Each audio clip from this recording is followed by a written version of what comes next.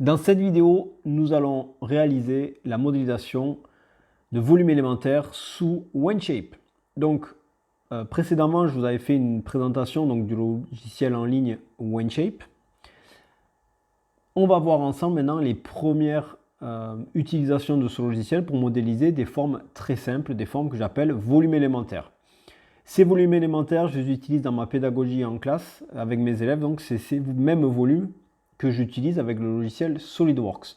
Et en parallèle du coup de ma formation, je vais demander à mes élèves de réaliser ces volumes élémentaires chez eux, mais sur le logiciel en ligne OneShape.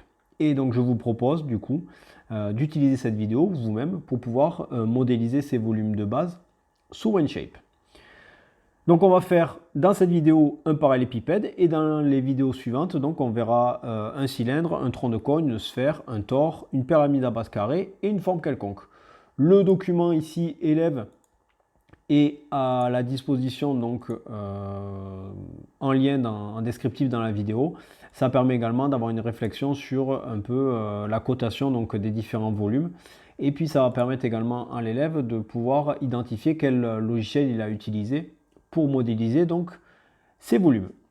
Je passe tout de suite sur OneShape. Donc normalement, vous devez avoir OneShape, vous devez avoir donc une carte graphique. En tout cas, si vous êtes connecté sur votre compte, vous devez avoir quelque chose qui ressemble à ça.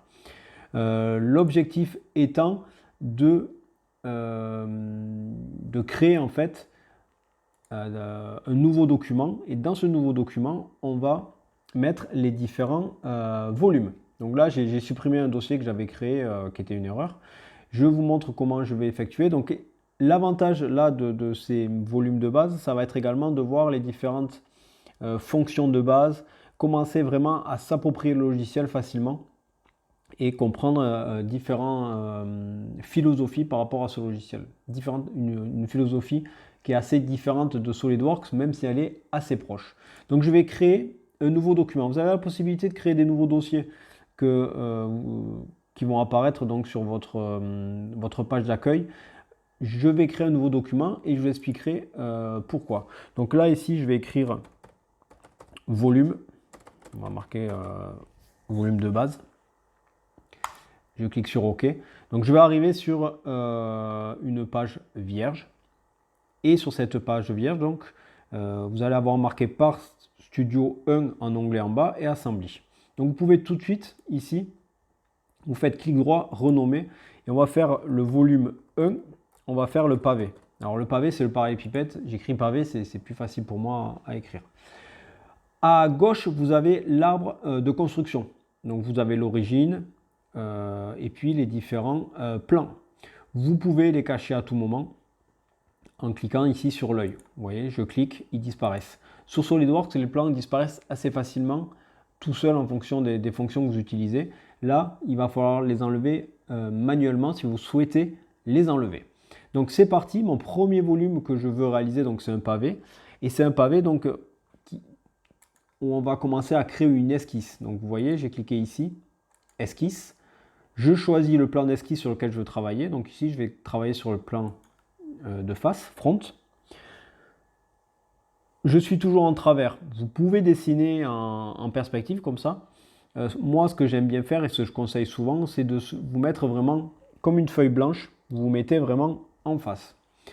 Je vais masquer les deux plans qui ne me servent à rien, c'est-à-dire le plan top et le plan right de droite. Je vais garder donc le plan de face. À partir de maintenant, j'ai accès donc à toutes mes esquisses. Donc là, c'est facile, on veut réaliser un parallélépipède, un pavé. Donc on va dessiner un rectangle. Alors quand on dessine le rectangle, on a déjà les valeurs de la cotation qui apparaissent. Donc vous cliquez et vous voyez, vous avez un petit carré blanc. Donc ça veut dire que vous pouvez modifier la cote ici du bas, de la base. Donc ici, je veux 100.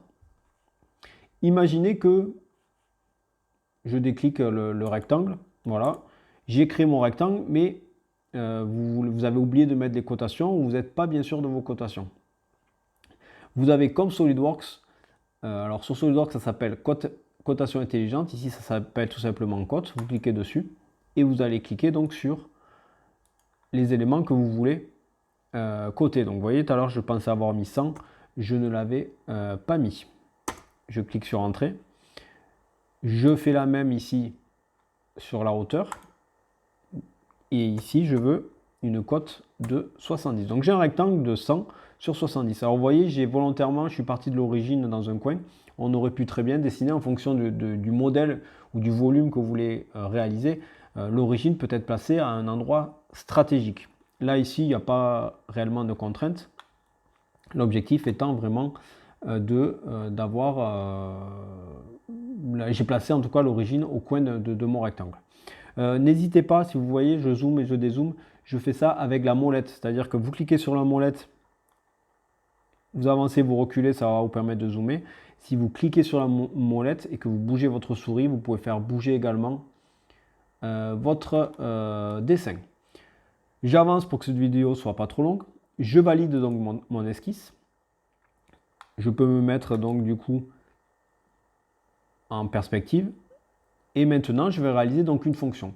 La fonction de base que l'on retrouve sur la plupart des logiciels de modélisation, c'est la fonction extruder, c'est-à-dire que je vais étirer l'élément que j'ai dessiné. Donc je clique sur extruder. Et ici, du coup, il me demande qui vais-je extruder. Donc là, c'est facile, on n'a fait qu'une seule esquisse. Donc soit vous cliquez dans l'arbre de construction esquisse, soit vous cliquez directement sur votre dessin. Donc là, moi, je vais cliquer sur esquisse. Et vous allez voir votre volume se mettre, s'étirer, et votre dessin se mettre en volume, pardon. Maintenant, ici, vous avez la profondeur donc, de mon dessin. Donc là, ici, ma profondeur, c'est du 70 mm. Je valide. Et donc, vous allez avoir votre premier volume réalisé, votre pavé de 70 sur 70 sur 100. Petite astuce, si vous devez modifier les cotes, vous avez qu'à double-cliquer sur l'arbre de construction. Ça va vous permettre d'avoir accès en fait à la cotation et à pouvoir modifier très facilement votre volume. J'arrête ici. Si vous souhaitez réaliser le cylindre, vous basculerez sur la vidéo suivante. Ne fermez pas la fenêtre car on va continuer de travailler donc sur cette fenêtre pour faire les prochains volumes.